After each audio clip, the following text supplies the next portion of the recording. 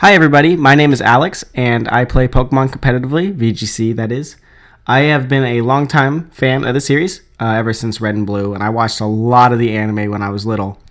And one thing that always stuck in the back of my mind was, like, what type was Crystal Onix? It has a pretty interesting weakness and resistance, especially for, like, an Onix itself. And the fact that it, like, lived in water, it just didn't, it was always very peculiar to me.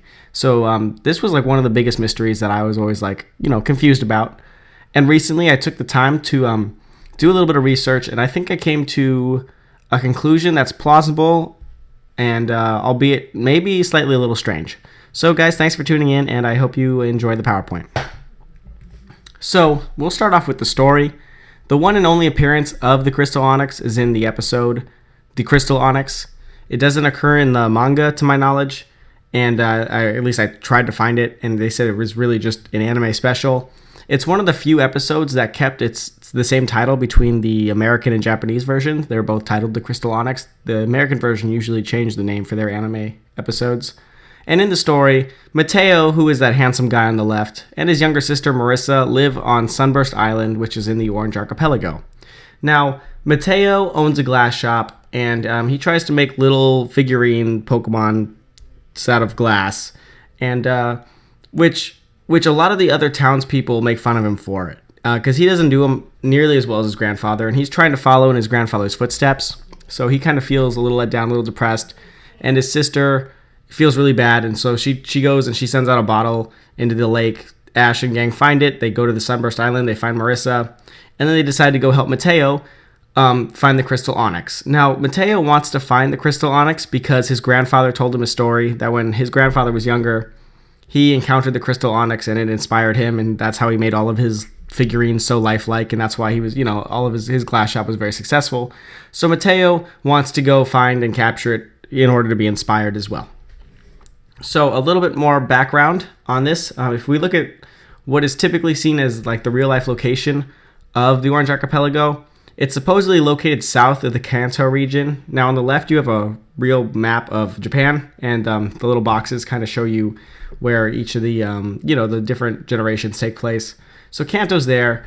We're looking at a little south, so somewhere down there is probably our best bet. Could be, it doesn't say how south, but if Lapras is able to swim to there with all those people on her back, it's probably not much further than that. This is where Sunburst Island can be found. If you look on the right, the little yellow guy, that's the Sunburst Island in the Orange Archipelago. So that's where this is at. That's where this is taking place. Now, if you look at a real map of Japan and their active volcanoes, that's where we're looking at. And depending on how far down Sunburst Island is, you're either looking near some rank A to B volcanoes, or even rank C. But it's very volcanic, this area. So that is also one thing just to keep in mind. I thought that was pretty interesting.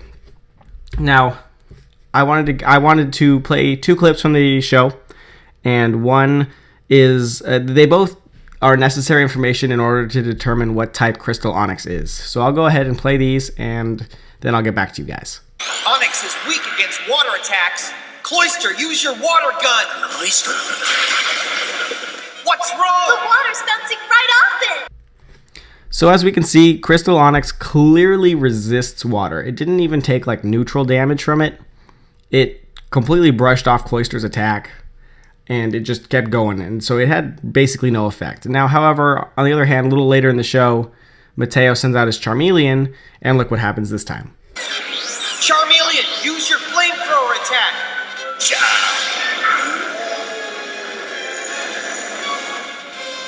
All right, nice work. All right, so that's basically all the information we get from the show, according to as far as to what Crystal Onix really is. So what we know, and it's not a whole lot, but I think it's enough. We know that Crystal Onix is made of crystal. It's not called glass Onix. It's called Crystal Onix. And unlike other Onix, the Crystal Onix can live in water without being hurt by it. Now, that shows, and the water gun, that this thing has a resistance to water type attacks almost to the point of immunity, and it has a weakness to fire type attacks. So that's pretty strange for an Onix, which is typically ground rock. It should be pretty much the exact opposite way around. So let's look at regular Onix. We'll look at its weaknesses and resistances, And you can see a regular onyx, which is rock ground, is weak to fighting, ground, steel, water, grass, and ice. And it resists normal, flying, poison, rock, fire, and electric. Now, however, the Crystal Onix, whose typing we still don't know, is weak to fire instead of resistant, and it resists water instead of being weak to it. So it's completely flipped around. So with that information, we can start to piece together what type Crystal Onix really is. Now, we know that it's weak to fire, and we know that it resists water. So the 4 types that are weak to fire are grass, steel, ice, and bug. That means that Crystal Onix is going to include, it has to include one of those types because it has to be weak to fire. We saw it be weak to fire, so it has to have one of the 4 types that are weak to fire. It also is resistant to water. So the 3 types that are resistant to water are grass, water, and dragon. However, both water and dragon resist fire, and if we have any single type that, Crystal Onix is weak to fire with, so like let's say Crystal Onix is ice, for example. If it's ice and water, it wouldn't be weak to fire because it's resistant to fire would cancel out that weakness. So in order for Crystal Onix to take super effective fire damage, it has to be one of those 4 types. And it can't have its secondary typing be resistant to fire, or resistant to fire. So water and dragon both resist fire, so Crystal Onix cannot be either of those types. That means, and strangely enough, it doesn't seem like it, but if you were to find Crystal Onix in game, it had to be part grass type. That's the only way it's going to take super effective fire damage, because and resist water. Both things have to occur, and that's the only type that will allow both of those to happen simultaneously. Now, that doesn't say that Crystal Onix doesn't have a secondary typing, but it theoretically has to be grass type for it to take that kind of damage. So, since grass both resists water and is weak to fire, Crystal Onix could theoretically be a pure grass type. However, there are a ton more possibilities that, it can be. We also know that Crystal Onix cannot be either water or dragon, like I said, and that it must at least be part grass. So now what we're going to look at is if we can piece together any secondary potential typing Crystal Onix could be, according to the rest of the information that we know about it. So I'm going to start trying to get rid of some of these other typings just to narrow it down. Types that are weak to fire, like I said, it has to be one of those. And types that resist water that don't resist fire come down to just grass. So we know it had to be grass. Now, Crystal Onix can't have its secondary typing be weak to water or resistant to fire because it will cancel out the 2 pieces of information we know. It will cancel out that it's either weak to fire or resist water. So we have to get rid of everything in that right top and right bottom column. So Crystal Onix can no longer its second typing can't be fire, ground, rock, and we've already gotten rid of water and dragon. So let's take a look. So we know it has to be part grass at least, either full or part grass. And it can't be fire, water, rock, dragon, or ground. So our possibilities are either just pure grass or grass and anything that's not yet crossed out. Now, that's still a lot of different typings here, right? And some things look pretty appealing, but I didn't want to get rid of anything yet.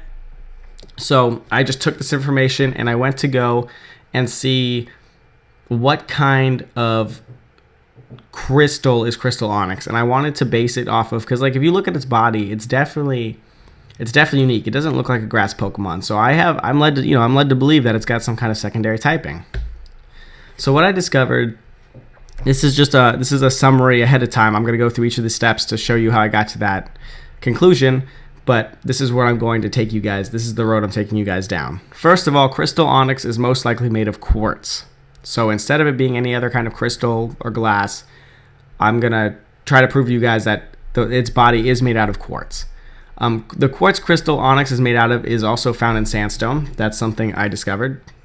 And then regular onyx are made of sedimentary rocks. Now that's important because sedimentary rocks near water typically turn into sandstone, and quartz formed in sandstone produces this clear crystal that we see in Crystal Onix.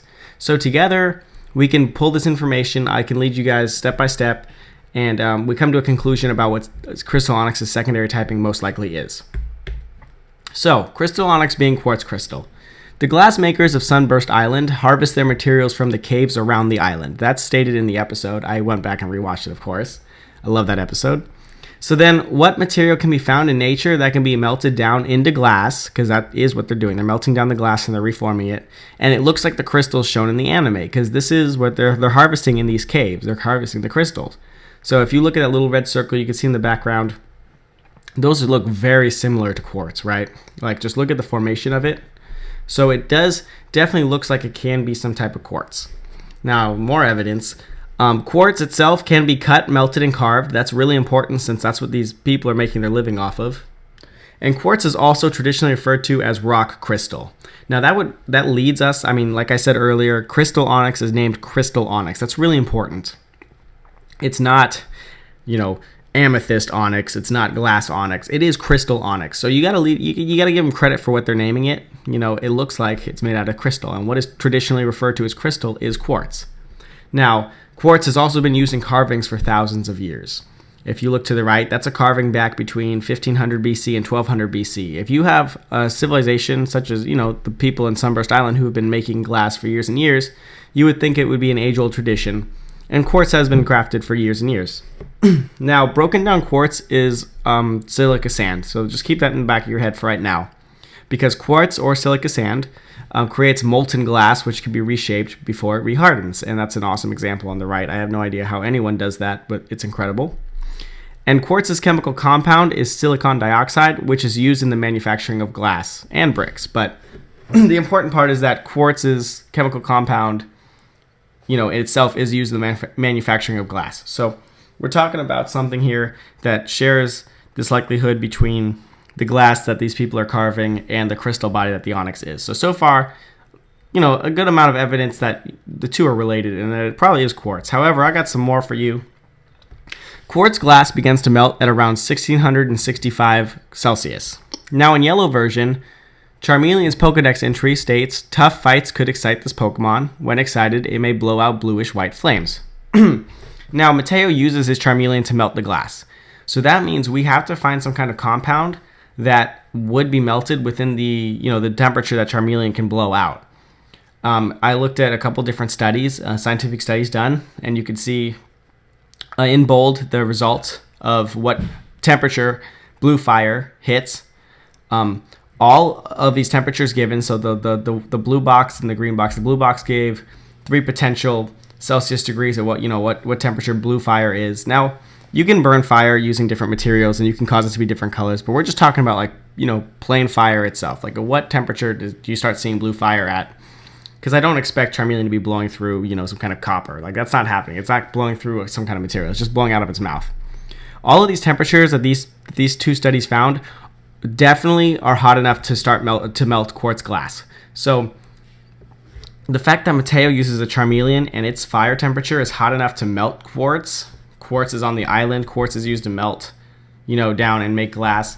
A lot of evidence there is saying that Crystal Onix itself is quartz crystal. Is made out of quartz crystal. So that's what I went with. There could be a case. I'm sure someone can find something if you want to do enough research. But I liked where I was going with this, and it is plausible. So you got to do with what you got. You got to handle with what you got. So conclusion 1, Crystal Onix is probably made out of quartz, which is also known as rock crystal, and why it's called Crystal Onix. Fair enough. 2, Onix itself is made out of sedimentary rocks. Now this is something really cool, and I didn't realize this before, but so in Crystal version, the Pokedex entry for Onix states, as it digs through the ground, it absorbs many hard objects. This is what makes its body so solid.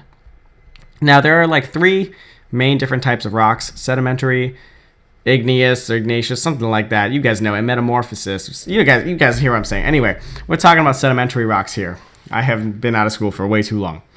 So sedimentary rocks are formed as layers of soil and other surface materials on the earth settle upon each other. So the pressure of all these materials together form into rocks. Look back at Onix's, Pokedex entry. It's absorbing many hard objects to make it solid. That's the same process that you see in them form sedimentary rocks, just materials coming together and, causing that pressure and creating rock.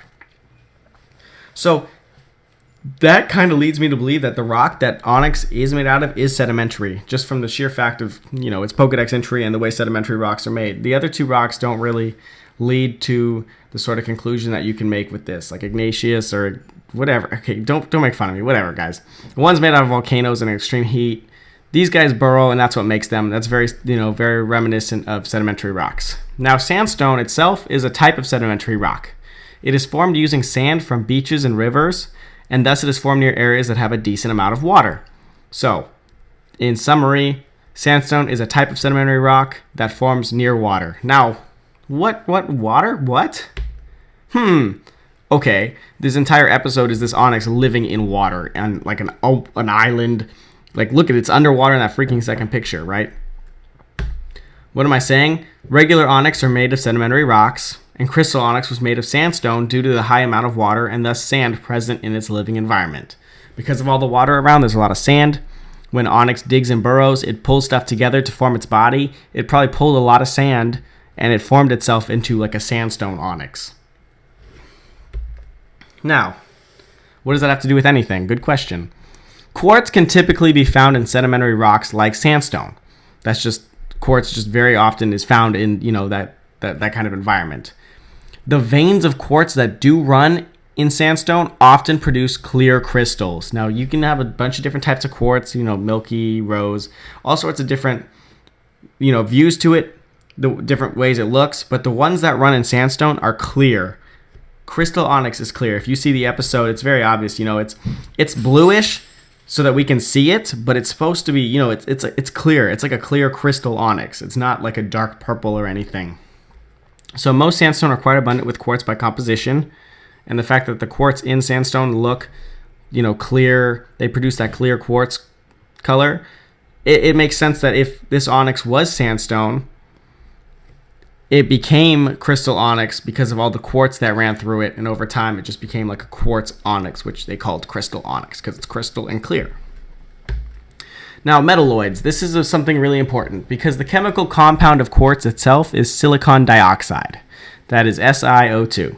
Silicon is a metalloid. If you look at the periodic table, it's right there next to the solids and the liquid state. They call them metalloids.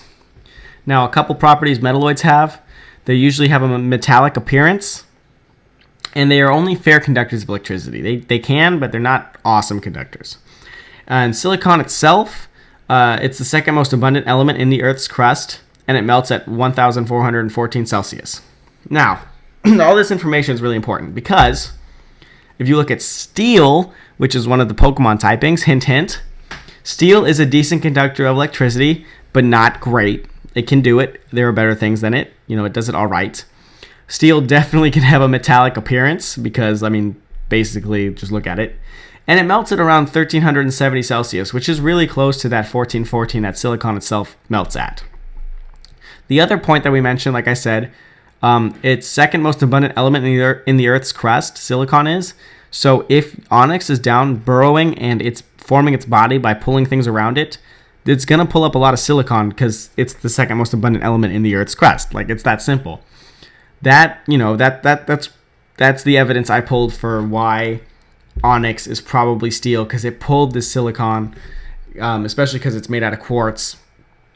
And quartz is, the Onix is quartz.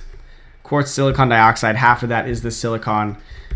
And that's what's giving it this steel kind of, secondary typing, which would make sense, because it would explain the ridiculous amounts of damage it takes from Charmeleon's fire spin attack in the anime. Mateo calls Ember, but it's actually the animation for fire spin, so that's like a translation error. And back in Generation 1, fire spin only had 15 base power. There's no way it would do enough damage to knock that thing out after just a single flamethrower, unless it was 4 times weak to fire type attacks. And so therefore, I came to the conclusion that Crystal Onix is both steel and grass, which would leave it weak to fire type and resist water type attacks at the same time. It's a little interesting, like I said, because you wouldn't think that, it's crystal, it shouldn't be grass, but in order for the typing to work, that's the information we have. And the fact that Onix pulls its body from the resources around it, quartz is made out of silicon, and silicon has all these different properties that make sense. That's the conclusion I came to. Tell me what you guys think. I used all of these sources, so if you want to check out, what I used, go ahead. A lot of different stuff there. Really interesting. I really had a good time researching it, And you guys tell me what you guys think about it. If I'm wrong, if I'm right, what kind of typing you thought it was, you think it is. If I'm missing anything, just let me know. And thanks, guys, for watching. And I hope to do a lot more of these in the future. So if you guys subscribe, that'd be awesome. You guys will get a notification when I do more of these. I've always had a lot of mysteries in the back of my head, and I got a lot of time to do some research on them. So that would be cool. If not, doesn't matter. Thanks for watching so much, and have a nice day. Team Rocket! Why don't you just pretend you're a tree and leave? Ooh, funny. Who told you that one, Professor Oak?